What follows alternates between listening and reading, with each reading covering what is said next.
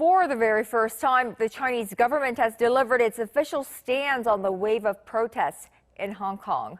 For more on this story and other news from around the world, we turn to Hong Yu at the Arirang News Center. So Hong Yu, what can we make of this move by Beijing? What is Beijing what kind of message is it delivering? Well, Kanyang, we can say China is taking the protests seriously now, holding the first major press conference from Beijing on the issue since the former British colony was handed over to China in 1997.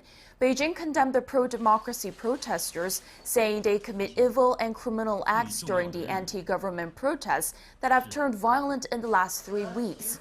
Hong Kong and Macau Affairs Office spokesman Yang Guang said restoring law and order in Hong Kong is the most pressing priority.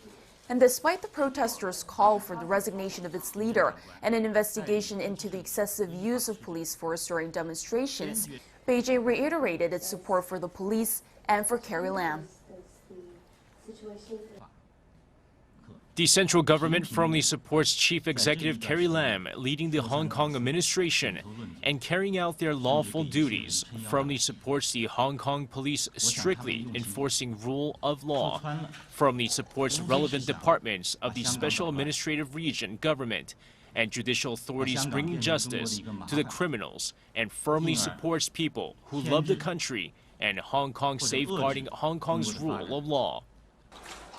Asked about the possibility of the Chinese People's Liberation Army being called in, Yang did not deny the possibility, referencing to a law that allows the Hong Kong government to request assistance to maintain public order from Beijing's military garrison in the city.